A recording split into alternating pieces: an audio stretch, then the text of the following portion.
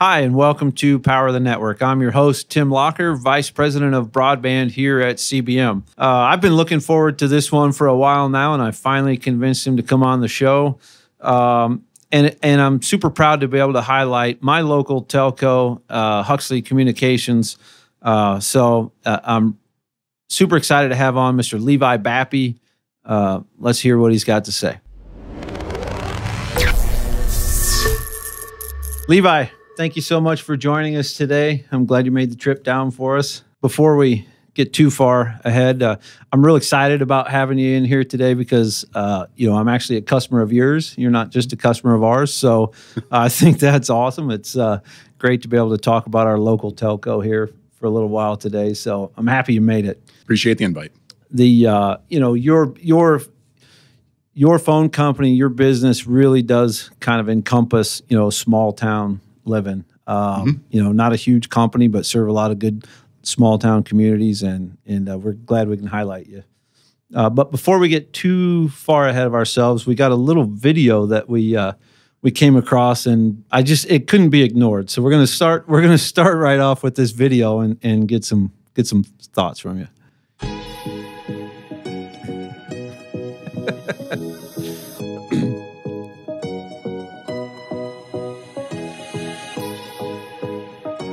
That's pretty awesome. Yeah. So that bike and I have some history. How I had no idea you were. I guess my word would be rad. That's rad. Oh, well, that was a great movie. Yeah. So I have had that bike since high school, and hadn't taken the job at Huxley Communications. One of the gentlemen there, Mike Leeds. Yep. Has kids, younger kids. And I no longer needed this bike, and so it needed some TLC. And so hey, Mike, do you want this bike? And so he took it, and he took it to a bike shop, kind of had it all tuned up, and brought it in the office. And that was the day he brought it to the office. And I did that a couple of times on the bike, and just successfully did it once. Luckily in front of the security camera, right? Yeah. And so I had brought it off the security cameras, and the guys at the office put it on Facebook. So I'm assuming that's how you found it. That's how we found it. Yep. Funny. Well, yep. that's pretty cool. I had it was an old Predator. It was pink with white tires. I couldn't do a trick to save my tail on that thing. I could spin the handlebars around, but I couldn't have done that. That was a dyno. Dyno. Yep. Yep. So seriously though, I'd asked you about your philosophy on leadership, and you sent me a note back. I want to make sure I get this right. It says, act like an adult, get treated like an adult. Yep. Act like a child, and you'd better at least make me laugh. Yeah. So, when you're talking about leadership and whatnot, I don't think I've ever really written down my leadership philosophy before. And so, and when you asked that, I just kind of typed it, and that just kind of what came out, right? But it makes sense. I think that video shows that you had some onlookers in the background cheering you on. So yeah, I'd like to have fun, right? The job can get kind of stressful from time to time, right? And so trying to find something to kind of lighten the environment and have some fun, that's a good thing. The job, right? You want to make sure that everybody has what they need to be successful, and if they're having issues from time to time, you want to maybe sometimes bring some humor into it. That's kind of what I like to do. And so try not to be stressed out all the time. There's kind of a motto at our office, can't panic, don't panic. It'll take care of itself. So yeah, I think that's strong advice. I kind of lean towards the humor side of things as well. Sometimes to a fault, maybe I go too far sometimes, but yeah, I can do the same. With that said, I wanted to ask you, not really, I wanted to word it different. Not what do you want from your employees, but what do you want for your employees? I want them to be successful. I want them to retire at Huxley Communications. I don't want to have to replace anybody if at all possible. And so whatever tools they need to get the job done, to be successful, hopefully I'm supplying those. That need help, hopefully I'm there to help. And because they are all great at, if I need help, they're all there for me too. So, I just want to make sure that they have what they need. Yeah. Well, like I said, I know, being part of your, actually, part of the co-op, last year we did some work for you. It was kind of fun because I got to walk into the office and get a check from you, a cooperative check, and I thought that was pretty cool. It was the guys that were working with us were like, what's going on here? But so that's definitely unique. Everybody loves those co-op checks. But yep. So you've actually been at Huxley twice. You started right out of school. Yep, right out of DMAC, Des Moines Area Community College. Took after high school, I hung drywall for a year and decided to do something different. The future father-in-law, I think, wanted his future son-in-law to do something other than hanging drywall all life, right? Yeah. And so I just honestly got the community college DMAC's catalog out and started looking through what programs and what they had. And had it narrowed down between auto body repair and telecom. And I chose telecom solely because it was cheaper to get into. Didn't have to spend. Good plan. Yeah, right. I didn't have to spend auto body. It's $1,500-$1,600 worth of tools I had to buy. Right. Telecom was $500, and so that was way better. And yeah, it was a fun industry. It's been a fun industry. Yeah. Well, it's certainly a tight knit group. All the way across the country. It's such a small network of folks, but. Who was the instructor back then? Gordon Hotchkiss. Okay. Yep. Which is kind of strange because when I was going through school there, the general manager of Huxley Communications at the time was Bill Hotchkiss. No relation. And so really, I recognize the name. That's what I was about to ask. Yeah, no relation. So that was kind of strange how that all kind of worked out. But I started there before I even graduated DMAC. I was an intern working through just doing outside plant stuff, construction mainly. But yeah. So you were there in 2002? So I started in 94 and went to 2000. 2000. Okay. Yep. Okay. So I've told this story before, and I'll tell it again. It's my age. Apparently it's my age coming out. But, for us in Slater, you guys, Huxley built the first fiber to the home network in the state back in 2002. So, today now we're all talking about the shortage of broadband, and I'm like, well, where is it at? I mean, it's been, right. We've been spoiled there for sure. What do you think though, in the 20 plus years of fiber to the home, what's been the biggest change, since that first project back then? Oh, it's just this is how the speeds changed. The customers' needs have changed, right? Faster and faster broadband. And then I think it's easier to deploy to a certain extent because of all the past mistakes people have made in the past. You kind of know what to do going forward. There's technicians in our office that have been fiber to the home again since the beginning, right? Yeah. And just a wealth of knowledge with those guys. And so it's great, right? We don't have to lean on too many engineering consulting firms to do what we need to do. So it's all about, and also building those personal local relationships, like with the contractors and you guys like CBM. And so it sure eases things. Technology changes, right? All of the products change, and it all should make our jobs easier, right? As time goes on. And for the most part, I think it does. So. Good. Services wise, what challenges, or I guess what new things are your customers asking for? I can remember back the old teen line days, Right. We, phone is not something, landline phone is not something that we do a lot of anymore. Yep. We do have our hardcore customers that can continue to keep their landline phones. I think businesses will always be somebody that takes landline phones. And so that's good, right? Well, back when some of this kind of all started, some companies were requiring you to keep the phone and some of this, and you guys opted not to do that. Correct. Can you speak to that a little bit of why? It's the customers don't want the phone as much anymore, right? Yeah. And the way some settlements work in different things, it made it okay not to offer phone. And so it felt like, if the customer just wanted broadband, great, we can just offer broadband. We don't make them have to have all these other services that they don't want.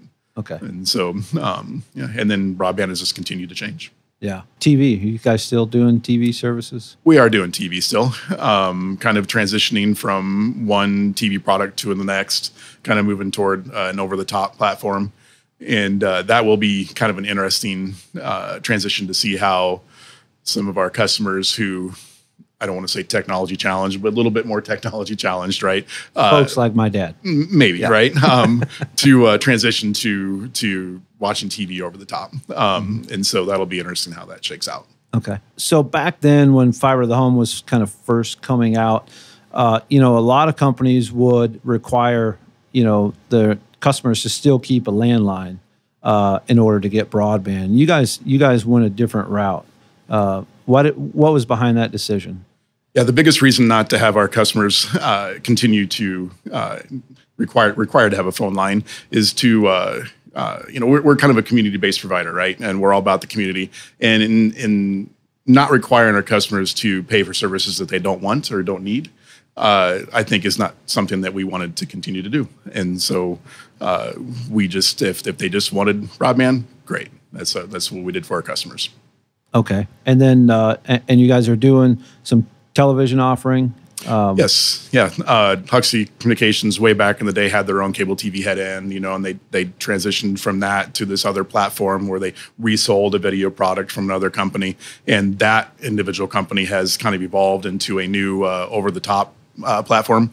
And so we're going to be we are offering that program or platform service. And so as customers transition from that old platform to the new platform being over the top, we have to kind of help direct that. We've held a couple of sessions for our customers on to try to communicate and teach our customers what over the top is, how it's used. And our first session, we did that at our office, and we anticipate. What's your biggest challenge there? Is it just people not understanding the technology? It's change. Yeah. Right. And so you're going from turning your TV on and your TV's on, right? Bringing up a guide, find what you want to watch and go into what you want to watch, right? With this new platform, it's like, TVs are not computers, right? They come up with their operating system. You have to choose what you want to do, whether it's the Netflix or Amazon Prime or whatever. Now pick your app. Yeah. Pick your app. Yep. Now we are an app. And so you have to pick that app. And that app has to load and whatnot. And so once it all loads and everything, it's very similar to normal linear TV, and that's great. But it is just some steps to get to watch your TV, right? Yeah. So that's a learning curve with that. Okay. Yeah. Yeah. My dad just went through that, and I think he lasted about less than 24 hours because he switched from his dish, and they brought in the over the top, and he just was too much. Yeah, it's kind of funny, the customers, they continue to talk about a la carte TV. Mm-hmm. We only watch X number of channels, right? And so why do we have to pay for all these channels? And so that's kind of a fun conversation. And there was many years ago, we went to a session. It was Iowa Network Services at the time. They had their video product manager said, hey, you guys have a la carte. You're just not how you wanted it. Back in when you can go to Apple TV, and spend 99 cents for an episode, how more a la carte can you get, right? True. And that's not really what our customers are asking for, but that he had a point. It's been a while since I've really heard, that discussion, but do you think that'll come back again or no? The fact that my belief is that more and more of these programmers are trying to go directly to the customer, just kind of bypass us, and just sell their services, their Paramount Plus and things like that, right? Yep. And so I think that's probably going to just happen more and more. It will be really interesting as content gets more and more expensive. So I went through and created a spreadsheet one day of all of the applications that I pay for, that I stream, and it was well over $100 a month that I pay for all the different streaming applications, right? And so, I myself personally watched less and less what I call normal linear cable TV, and it's more of the Netflix shows and whatnot. And so I think that'll be, you'll see more of that. Yeah. Okay. A while back we had Seth Thompson on from Calix. Yes. And he, if you watch his daily talks and stuff, he Seth really talks. Yeah, Seth talks. He really preaches about setting yourself apart from your competitors. Now you do have competition in your area. Yes. I don't look at it as much competition, but there is competition there. What is it that you guys do that set yourself apart from your competitors there? Oh, I think it's the fact that we're a locally operated company, right? Where you can call our office, and if you have a trouble ticket, we're hours out instead of days out. Yeah. And then when we make an appointment, we're there. And we're not making 8-hour appointment schedules. We're on time appointments. We say we're going to be there at 10. We're there at 10. Yeah. And so, and you guys are trained that they're the face of the company, and they're customer representatives as much as they are a technician. Yep. Salesperson, all that stuff, right? They all know the services that we offer, and they can upsell if they need to. But again, very community-minded, community-focused individuals, right? And so it won't oversell, which is good, I think, too. Yeah. Just being honest with our customers, I think is a great thing too. And then, what percentage of their time is just training the end user? It could be a couple hours per install. Yeah. If we have a couple of guys go out, like some could be doing the inside work, some of the outside work, and then like with our TV product, right? You're setting up the Amazon Fire Sticks or the Rokus and all that, and then you're instructing the customer how to do that. Our expert Wi-Fi, our resold managed Wi-Fi product, you can really take the time to nail down. You get down into the weeds, right? Naming each individual device that's on the network and whatnot. And so then, if they were to have a trouble call into our office. If you're on our managed Wi-Fi or expert Wi-Fi product, we would then be able to see, well, it's this device, it's this old iPhone that's dragging your whole network down, or it's this Amazon Fire Stick that's too far away from the router, that's dragging your network down. We can see that kind of thing. And so if you don't go through the process of the install and don't name these devices, sometimes the factory name on that device is not very it's legible. You don't know exactly what that device is, and so that can be kind of a struggle. So the install is pretty important. Going through naming the devices, understanding, teaching the customer how to use the app, things like parental control and quality service and all that stuff that's built within that app, which is a Calix product, right? Yeah. And so it's very simple to kind of get through that. And the more the customers get into that app, see our name on things, it's just better, right? And so hopefully that just sets us apart. If we're going in to communicate or to compete with a company that's providing fiber to the home as well, that can make it tougher. So we try to have our customer service be what sets us apart. Even if it's not fiber. In theory, gigabit. If you're getting gigabit from the cable TV company, we still think our product is superior, obviously. But do you still have a little copper left in the network? We are zero copper. Zero copper.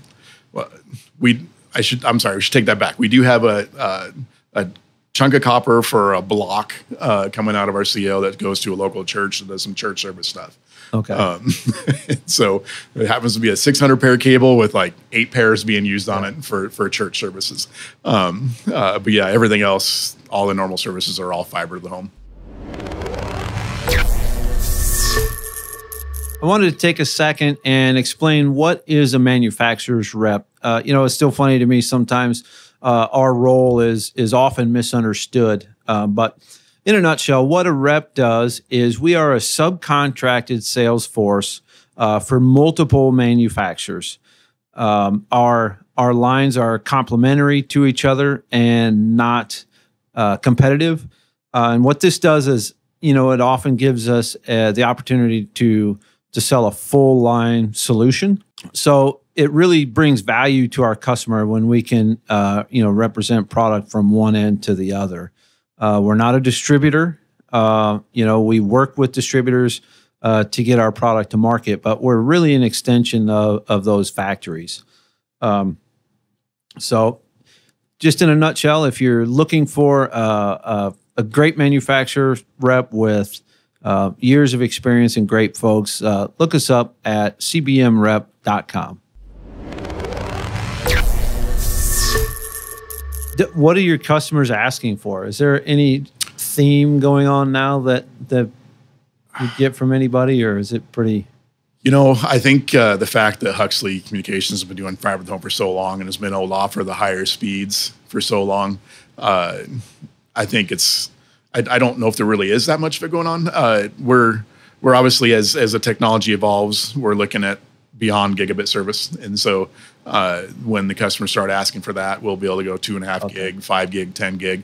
All the equipment that we're actually installing now, moving forward, is all the next gen GPON, 10 gig GPON, and so we'll be able to offer those services now. In fact, we're looking at in some of our communities just offering the 2.5 gig instead of the gig, just to kind of set ourselves apart from the other fiber to the home providers. Sure. So we're kind of looking at doing that now too. Okay. Let's take a little minute and brag. You guys built just an awesome new facility last year. Office, new central office, big shop, warehouse, the whole deal. We've had the opportunity to do a little work for you, and I mean the place is beautiful. Thanks. Tell us about pulling your hair out through that process. Well, so I came back to Huxley Communications as the general manager just at the end of 2019, in December 16th of 2019 to be exact. And I just kind of getting my bearings and seeing what's going on, and we were in 5 different buildings in Huxley. Which is, I know Huxley's not a huge town, but there's some efficiencies being under one roof, right? Mainly with the employees, having the customer care and operations all under one roof is better communication. Yes, very much so, very much so. And so, and then in our old office, and again, we would have made it work, right? But in our old office, the customer care, it can get kind of loud, even with 3 or 4 individuals on the phone at one time. That was, you're kind of talking over each other to make sure you hear everything. And so in our new office, all our customer care actually have offices, which is great, so they can close the door. It's helpful when you have like private conversations, talking about bills and different things like that, and so it's been great for that. And then the technicians, if you remember our old office, it was that the old house that used to be the city hall, bank, fire department. They kept it clean. I'm gonna tell you, it was always clean. Yeah, there's we had small offices. One even had like a vault in it, and there was people using card tables, as their desk table and whatnot. And so to be able to give all the technicians their own office and get them all under one roof has been a great thing. Having the storage space for all the equipment and electronics and supplies has been great. We kept a main avenue address, which was important to us, because it's just 3 or 4 blocks south of our old office, in a business park, and I think it'll set us up, for the future.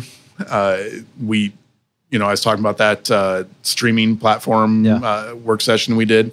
In our new office, we have an event room. It's like 1,500 square feet with 4 large displays on the wall, and then I think you hosted an event for us here not too long ago. And so it's been great. Different ICA events we've held, different other community events. Working with the Ames Chamber of Commerce, we've had some events we're scheduling for those guys, and so that's great. That's what it's for, right? And so we've had the Huxley Fire Department use it for an evening for a dinner. Some graduations, things, that we can lease the space out to the community as well. So that's good. Have plenty of room for the annual barbecue now. Yes. In October, Co-op Appreciation Month. We in our old office, it was pretty crazy to get. Parking was everywhere. COVID was a lot of fun. We did a drive-through barbecue for our customers, and the parking and the traffic was crazy. The new facility, we have more space and more space inside in order for the people to sit down, and we held tours. So that was great, kind of show the membership what we're doing with the building and whatnot. Had our annual meeting there twice now. So it's because we moved in March 8th, had our annual meeting, and then we just had our second annual meeting there. So that's great. So yeah, it's been great. Yeah, awesome. Your people, I can't say enough about the people. Obviously, I've got friends that work there, and I know several people there and several people on your board. Mm-hmm. One thing I was curious though, I noticed you have two separate boards. Yes. One for business and one for the co-op. Can you explain the difference there? So we have our co-op board, which is our traditional, where most of our business is done. Kind of think it is most of our regulated business. And then the corporate board, the Huxley Communications corporate board, oversees our cable TV. Okay. And so that's kind of how that was. And is just, so yeah, we kind of hold them at the same time. And so we just kind of roll right through those board meetings. But will the need for that second board go away as you do different services, or no? I don't think so. Not to out your board members, but I'm just curious if the dynamic kind of caught my attention. The conversations have been had, but I think it's good to have kind of a separate entity that's for non-regulated type business. And we've got some things in the works, I think, that we might continue to use that business, that company for. Okay. And so, it'll be around for a while. Okay. Yeah, I just thought that was kind of interesting when you see that dynamic. So. Yeah, the board's been great. That's been one of the fun things coming back to work for Huxley Communications and working with the board. Very growth focused and minded, and because we've been working on the growth. We're at the same time we were building this building. I also applied for 4 separate grants for fiber to the home in other locations, right? And was awarded all 4. And so outside of your traditional of our traditional territory, yep. And so, but all kind of adjacent to our existing boundaries, right? And so just growing our boundaries out. And so, yeah, that's been great. Well, through the Empower Rural Iowa Broadband Grant, the NOFA number 7 was what we were awarded. It is going to get us like 1,400 more locations, about almost 600 miles of fiber that we're putting in, and then just really sets us up for future growth. Kind of around the northern part of Ankeny and the southern part of Ames, areas that will be growing through the future. Yeah. And so, if you look at just the land, in between Ankeny to Ames, at some point that's all going to get developed. Right. They keep growing and growing. So, if you're in that position now, it's 1,400 new customers now, but I mean, it could be countless down the road. So yep. So it'll be good. Yeah, that's a great step. So one last thing, you drove down here. So we're taping this in Kansas City. You drove down here in a new electric vehicle. Yes. Tell me a little bit about your experience. Yeah, so we have 2 EV vehicles in our office now. It's kind of like an experiment to kind of see if it's good, good for operational costs, to keep those down. On the new building, an old building too, we actually put solar on the building, right? And so free energy, right, for the most part. So we have a couple of level 2 chargers in our office, and so then for our day-to-day stuff, it's great. We can just pull these vehicles in the office, charge them, and once a week, we're good. Charge for 6-7 hours, and we can drive all week long, and for pennies, right? So this was my first road trip coming down here, and so I used the app. I've a couple different apps. You can kind of route plan, and it'll tell you where all the EV chargers are. It'll tell you if you leave your house at X number on charge on your battery, you can make it this charger. You should have this percentage of battery left, charge to this percentage, and then go on to your next destination. And so I left the house with 98% charge this morning. Made it to Bethany, Missouri, with 19% left, about 40 miles left of driving. And so range anxiety is a little bit of a real thing. It's like having your fuel light on all the time. Right. And then plugged the charger in. It was really pretty slick. I just walk up and tap my phone on there because I already set up the account. And the charger recognized it right away and said start charging. So I just plugged it in. Does the app tell you if it's available too? If Yes. you're coming up on it? Yep. Yeah. And so they were both available. There's two at this particular spot. And so started charging. Took 42 minutes to charge. I think some of the other like Teslas are maybe a little bit faster to Which charge. if you get a slow pump sometimes, it seems like 42 minutes. Right. So it's a 72 kilowatt battery. You know more about batteries than I do in your line of work, right? But 72 kilowatt battery. It was charging at about 74 kilowatt an hour. A normal level 2 charger at our office charges about 11 kilowatt an hour. So it could take 7 hours to charge a battery from empty. So I went from 19 to 80% in 42 minutes, and it cost like $14 for that charge, and then made it to here. And this facility has an EV charger out in the parking lot, so that's great. So it's sitting out there charging right now. Yep. It's a slower charge, like 6 kilowatt, so it'll probably only add about, I don't know, 20, 25 miles to it, but that'll be enough to get me, I think, to Liberty, and then I'll probably have to stop back in Bethany again, and then I can make it all the way home from Bethany. Well, the good news is there's a wind advisory, and it's out of the south, so it probably your I guess it wouldn't be fuel economy, but your battery economy should be a lot better on the way home. So yeah, it was. It has it tells you what you're getting, and so probably averaged about 2 to 2.1 miles per kilowatt.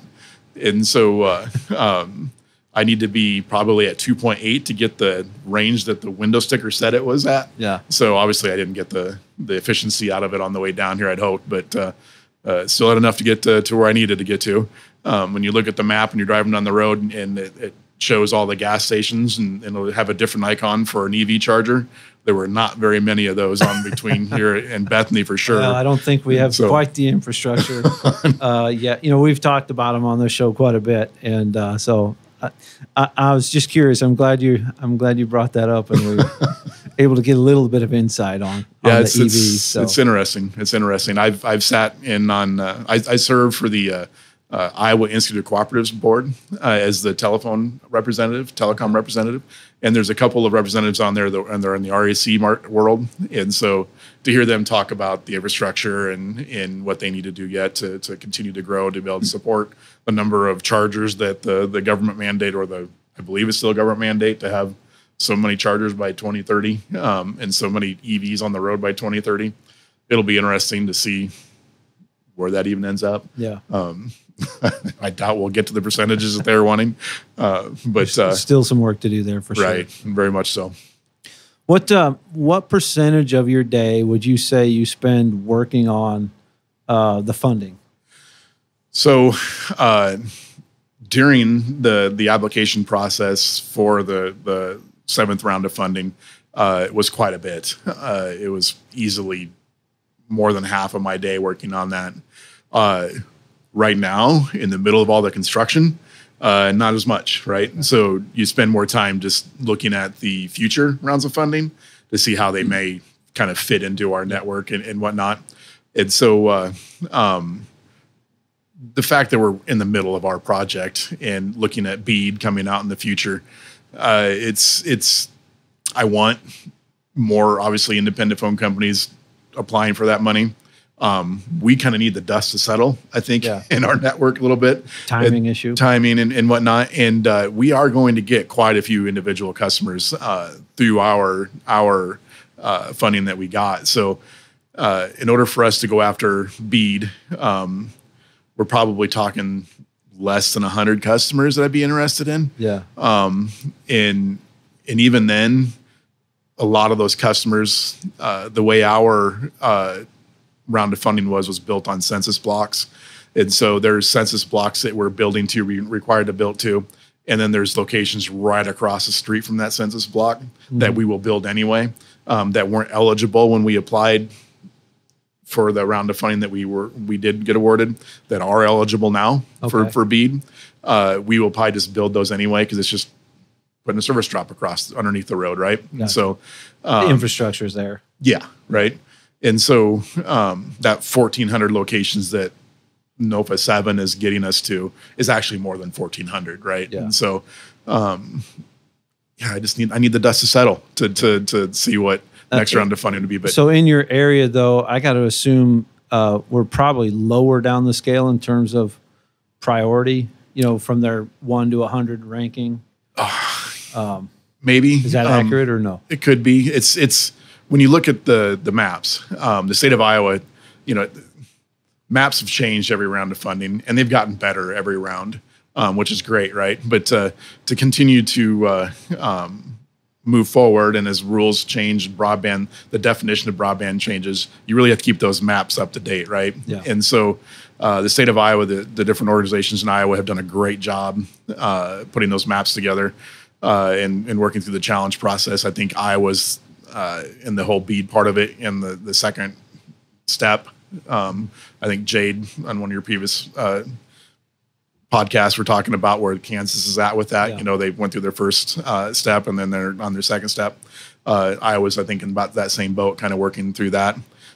So we can understand what the challenge processes and stuff are. And so I think a lot of the locations in our territory that are unserved or underserved are getting closer to being served. The who was going to be left are going to be the more expensive customers to get to, right? And so, but that's ultimately the whole problem, right? Right. As that list gets smaller and smaller, they get harder to serve. It will be interesting when you look at those maps and you look at the fact that we're in a pretty populated area. For Huxley Communications between Ankeny and Ames, there still are quite a few dots on that map that are underserved, and so I think it's hard to prioritize one part of the state over the other. But sure. It's nice, when you be able to look at the map and zoom out. It can be a little frustrating. There are quite a few dots that are left on that map, and so the policymakers have a lot of work left to do. Now, my assumption would be, and I think your philosophy would probably match, but like, you're not looking to go to the other side of the state and cherry pick, other areas. No, you're trying to serve your community and things that are, touching or surrounding that community. Right. Do you think there'll be somebody that does go out on a branch and starts buying, these or building networks in all these random places? Does it make sense as a business? It's very possible. You could possibly lease fiber from other providers to get to these other areas that you couldn't get to, building that middle mile, right? To go from where your network is to wherever you're going to. I think for us, it's important to continue to have that high quality customer service. And so if we start branching out so far beyond our boundaries, that quality of service, that customer service might start to degrade. And so it's a balance of, and I would think most of the independents in our area would probably agree with that, right? Probably, yeah. Iowa is is unique. The amount of independent phone companies are in Iowa, but it's great. I think we all pretty much have the same philosophy to serve our customer the best we can and with the best services we can. So. Well, that's why you guys are tough to beat. So we try. Yeah. So we talked about BEAD funding, and you mentioned letting the dust settle. But you guys have always been forward thinking. I've said it before, but you did one of the first fiber to the home projects in the state. You've been ahead of the curve. What's next? So the beauty of having fiber in the ground, right?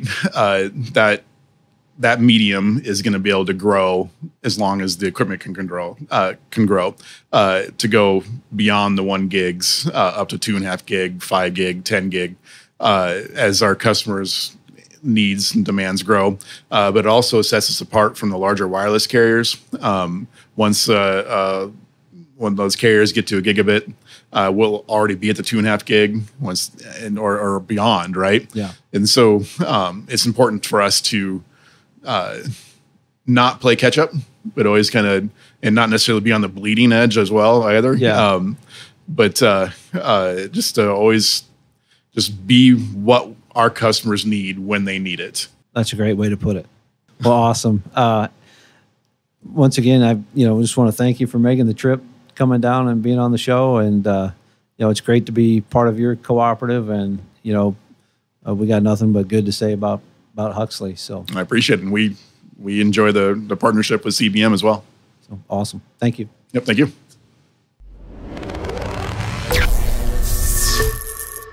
Thanks again for joining us today. Really appreciate Levi joining us on the show. I hope he makes it all the way back up to Des Moines with his electric vehicle. If not, I'll be running a generator up to save him. But nonetheless, thanks again, Levi, for joining us. If you like what you're seeing here, like, comment, subscribe. We'd love to hear from you, and let us know what you'd like to see moving forward. And if you need expert advice on a project or looking for a great firm to represent your products, reach out to us here at CBM at cbmrep.com. Until next time, thanks for joining us on Power the Network.